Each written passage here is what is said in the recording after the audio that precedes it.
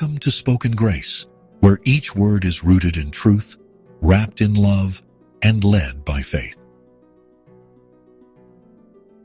There are seasons when everything goes quiet. No answers, no signs, no change. And you start to wonder, does God see me? Does He hear my prayers?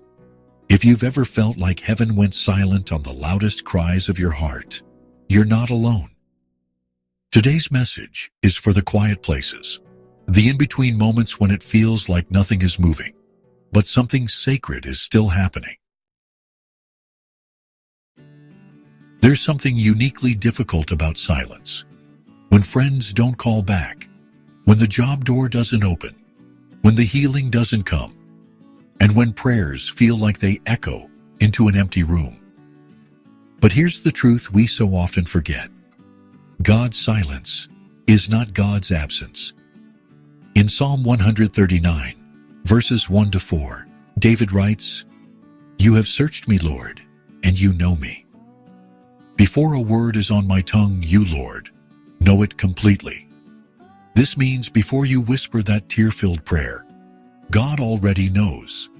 Before you even feel the ache, He sees it.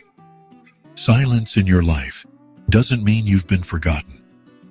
It often means God is drawing you into a deeper place of trust, a quieter kind of intimacy, one that doesn't rely on feelings or visible proof, but on His unchanging character. There's a powerful story in Genesis 16, the story of Hagar. She wasn't the star of the show. She was a servant, used and mistreated, and then cast out into the wilderness, alone, afraid, unseen. But it's there, in the wilderness silence, that God meets her. He doesn't shame her. He doesn't ignore her pain. He calls her by name and speaks directly to her future. Hagar, overwhelmed by the kindness of a God who would come find her, gives Him this name: El Roi, the God who sees me. Friend, God still carries that same name. He sees you in your silence, in your confusion, in the waiting. Just like Hagar, He meets you where others leave you. Even when the world is quiet, heaven is still speaking. Even when you can't hear Him, God hasn't stopped seeing you.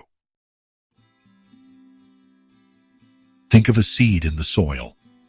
It looks like nothing is happening. The ground is still. The air is quiet. But underground, life is forming. Roots are stretching. Foundations are growing. That's what God often does in our silent seasons. He's not withholding answers to punish you. He's preparing your soul to carry something deeper, stronger, lasting. In Isaiah chapter 30, verse 15, God says, "In quietness and trust is your strength."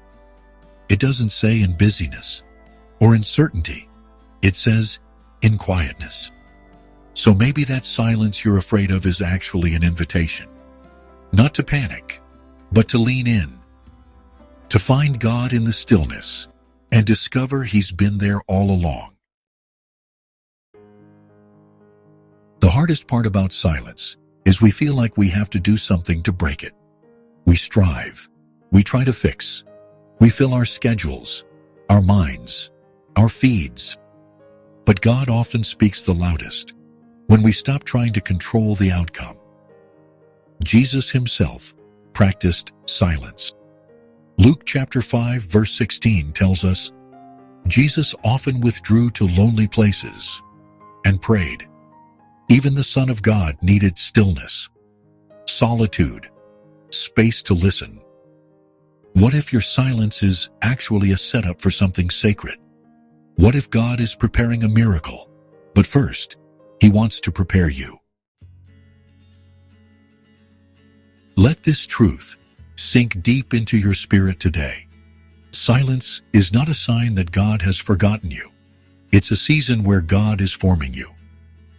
Maybe you're like Hagar, feeling pushed aside, wandering in a wilderness you didn't ask for. But just like her, you are seen. You are not invisible to heaven. God is closer than you think, even when it feels like He's far away. Let the silence become a sanctuary, a place where your faith doesn't depend on feelings, but on the unshakable promise that God sees, hears, and loves you right now. Here's a gentle challenge for your heart today. Instead of fighting the silence, sit in it. Ask God, what are you teaching me here? Then trust that even if He doesn't speak in words, His presence is still whispering peace. Because sometimes the greatest miracles begin in the quiet. If today's message spoke to you, share it with someone who needs encouragement. Or let us know in the comments how this truth is speaking to your heart. Don't forget to like, subscribe, and join us for more honest, grace-filled guidance from God's Word. Until next time, keep your heart open, your faith steady, and your life full of spoken grace.